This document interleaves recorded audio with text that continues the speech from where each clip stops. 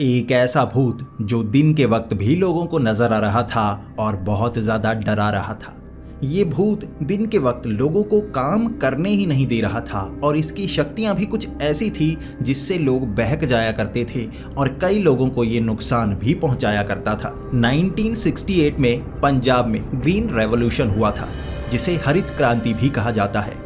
इससे पंजाब के किसानों की आमदन 70% तक बढ़ गई थी और बाकी स्टेट से पंजाब के किसान काफ़ी ज़्यादा आगे हो गए थे, उनके पास ज़्यादा पैसे रहने लगे थे। लेकिन फिर भी एक ऐसे भूत का आतंक पूरे पंजाब को डरा रहा था जो दिन के वक्त लोगों के सामने आ जाया करता था और लोग उसे देखकर भाग जाया करते थे। अगर भागते नहीं तो वो उन्हें बहुत ज़्यादा नुकसान पहुँचाया करता था। मैं बात कर रहा हूँ सलेडा भूत की, और आज मैं इस वीडियो में आपको सलेडा भूत की सारी जानकारी देने वाला हूँ। आखिर क्या होता है सलेडा भूत, आखिर इसकी शुरुआत कैसे हुई थी और सलेडा भूत से कैसे बचा जा सकता है, इसके पीछे की असली कहानी भी मैं आपको बताने वाला हूँ। इसी के साथ एक शख्स की आप बीती भी आपके सामने लाने वाला हूँ। तो आज की वीडियो बहुत ही रोमांचक होने वाली है, इस वीडियो को अंत तक जरूर देखिएगा। सलेडा भूत 1970s और 80s में पंजाब में एक खास नाम बन चुका था।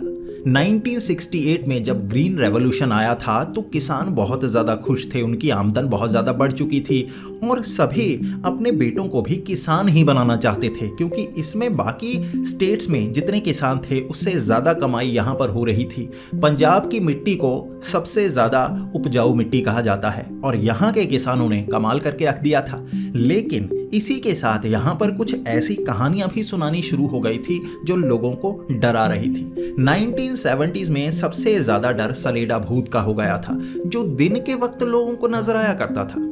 अमूमन भूतों की कहानियां रात में दिखने की कही जाती हैं कि किसी रात किसी जंगल या किसी सड़क पर लोगों को भूत नजर आते हैं, उनसे चिपक जाते हैं, उन्हें नुकसान पहुंचाने की कोशिश करते हैं।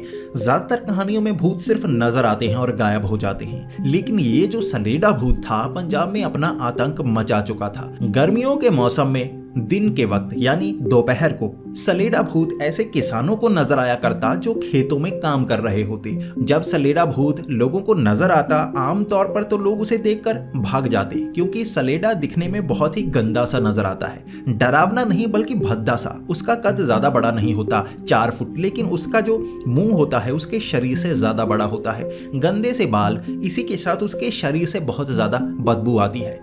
एक खासियत होती है सलेडा भूत में कि वो छलावे की तरह अपना रूप बदल सकता है। वो घोड़ा, गधा या कोई ऐसा जानवर बन सकता है जो वहां पर आमतौर पर देखा जाता हो।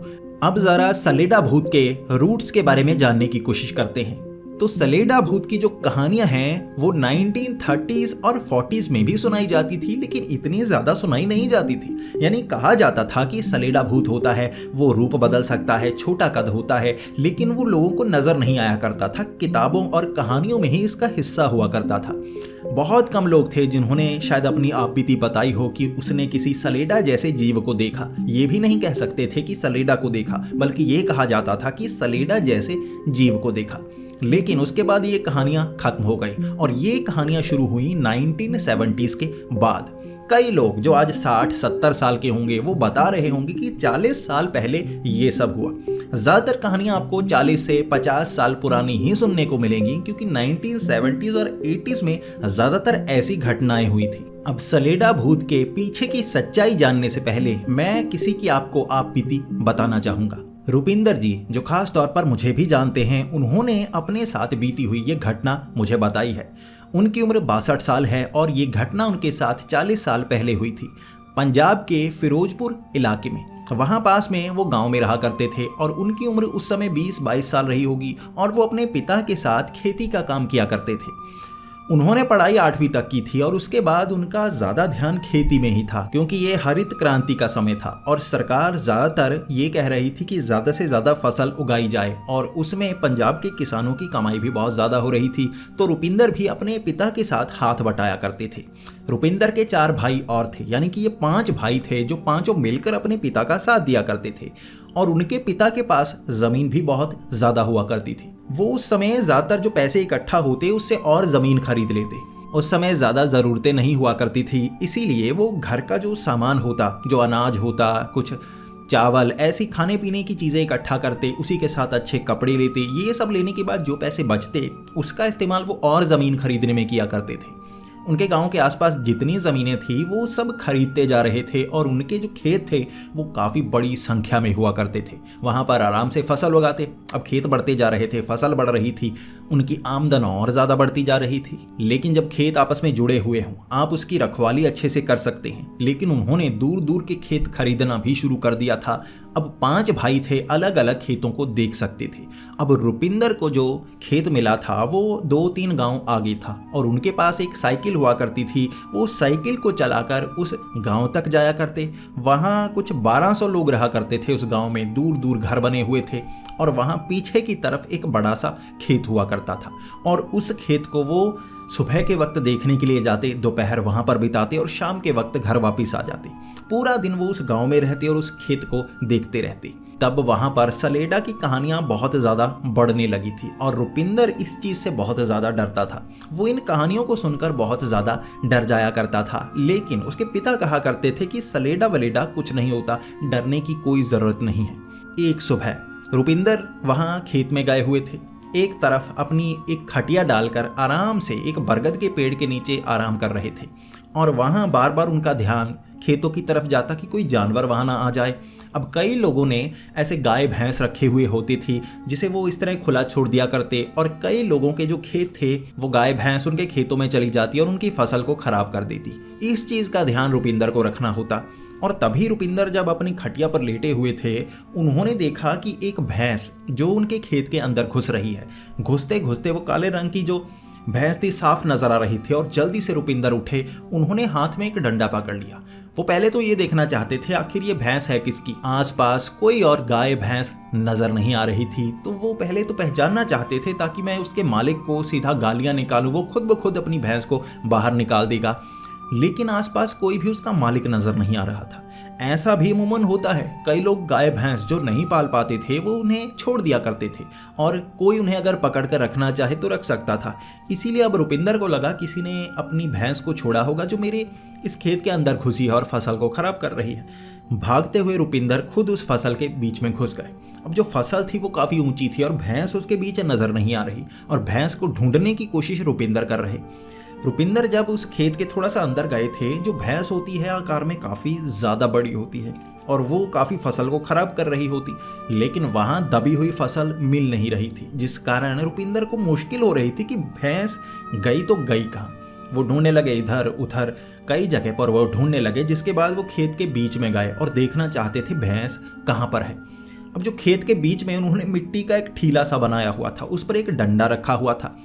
अमूमन यहाँ पर वो चढ़कर देख सकते थे कि खेत में कहाँ क्या हो रहा है, सही भी है या नहीं, कहीं पर कोई फसल जो बारिश के कारण हवा के कारण दब तो नहीं गई। ये देखने के लिए वो टीले पर चढ़ जाया करते और अब फिर से उसका इस्तेमाल करना था। तो वो भागते हुए, कुछ फसल खराब हो रही थी तो वो भागते भागते उस टीले पर चढ़े। जैसे ही वो उस टीले पर चढ़े, वो भैंस दूर दूर तक नजर नहीं आ रही थी, लेकिन उस टीले के बिल्कुल सामने 4 फुट का एक छोटा सा आदमी, ऐसा लग रहा था उसका कद तो 4 फुट हो, लेकिन उसका मुंह इतना बड़ा जैसे भैंस के बराबर हो। काले रंग का उसका चेहरा था जो भैंस की तरह था, जैसे उसकी बड़ी बड़ी आंखें हों, काफी ज्यादा डरावनी। लेकिन जो उसका धड़ था उसका रंग सफेद था, कद छोटा था। ये देखकर रुपिंदर बहुत ज्यादा डर गए और उन्होंने देखा कि वो जो अजीब सी चीज थी वो भैंस थी, क्या इंसान थी, या भैंस और इंसान का मिश्रण क्या चीज थी। वो अब रुपिंदर के पीछे भागना शुरू हो गई। रुपिंदर वहाँ से इतनी तेज़ी से भागे कि उनकी फसल खराब होती रही और वो छोटे से कद का जीव उनके पीछे भागता जा रहा था। और जैसे जैसे रुपिंदर पीछे मुड़कर देखते जा रहे थे, धीरे धीरे वो जो भैंस का मुंह था वो इंसान का मुंह बनता जा रहा था, जैसे वो रूप बदलता जा रहा हो। वो ज़्यादा देख तो नहीं पा रहे थे, डर डर के पीछे मुड़कर देख रहे थे और डरते डरते वहाँ से भाग भी रहे थे। और वो खेतों के बाहर वो जीव नहीं निकला। रुपिंदर बाहर निकले थे, भाग रहे थे, चीख रहे थे और आसपास कई खेत थे जहाँ पर लोग अपनी खेती किया करते थे। और वहाँ इस तरह भागते हुए रुपिंदर को उन्होंने देखा। आखिर क्या हुआ, वो करीब आए, रुपिंदर ने सब कुछ बताया। तब उन्होंने भी कहा कि हाँ, यहाँ पर सलेडा नजर आ रहा है और लोगों को भटका रहा है, लोगों के पीछे भागता है, उन्हें मारने की कोशिश करता है, बड़ा बेढंगा सा शरीर होता है, छोटा कद बड़ा मुंह। और रुपिंदर ने भी बताया, हाँ मुझे बिल्कुल वैसा ही नजर आया।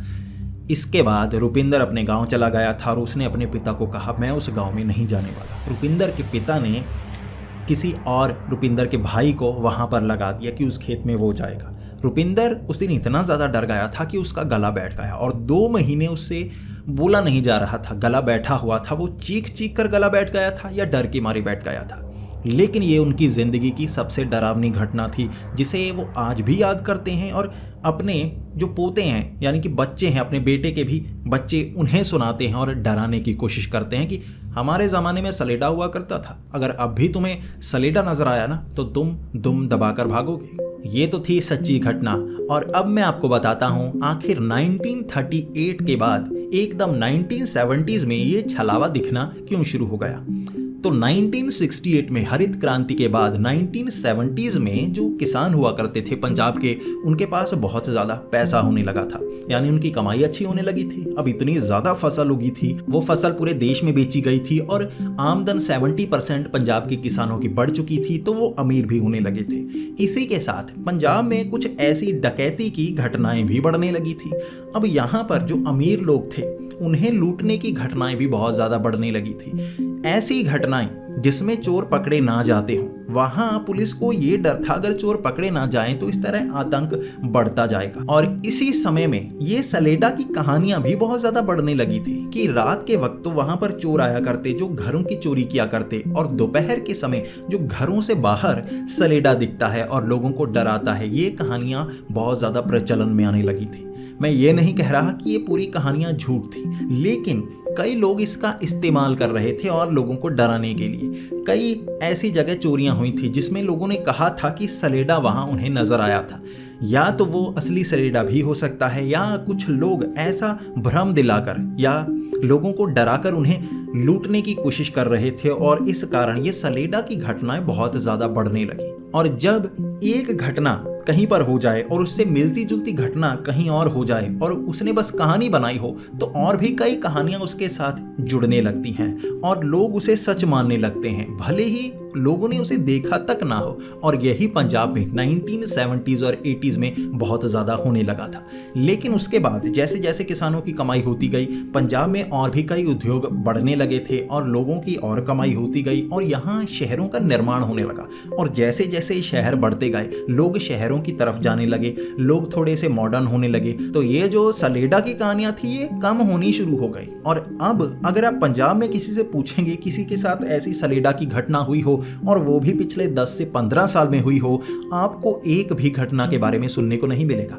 सारी कहानियां 1970s और 80 की ही मिलेंगी। और उस समय जैसा कि मैंने आपको बताया, चोरी की घटनाएं भी बढ़ने लगी थी और कई चोरी की घटनाओं को इस तरह सलेडा भूत से जोड़ा जा रहा था। तो दोस्तों, आप में से जो भी पंजाब से है तो नीचे कमेंट्स में बता सकता है क्या उसे भी कोई सलेडा की कहानी सुनने को मिली है, क्या उसके दादाजी से सुनने को मिली है या उसके पिताजी से सुनने को मिली है। जिससे भी सुनने को मिली है प्लीज कमेंट्स में वो जरूर बता सकता है। इसी के साथ अगर आपको ये वीडियो पसंद आई हो तो इसे लाइक और शेयर करना ना भूलें, क्योंकि इससे हमें सपोर्ट मिलती है और हमारा चैनल ग्रो होता है। हमारी वीडियो रिकमेंडेशन में आती हैं जो कि अब बहुत कम आ रही हैं, तो YouTube का एल्गोरिदम ही कुछ ऐसा है, अब क्या कर सकते हैं। अगर आपको ऐसी ही वीडियोस देखना पसंद है तो हमारे इस चैनल को सब्सक्राइब करें। तो मिलते हैं अगली वीडियो में, तब तक के लिए नमस्कार।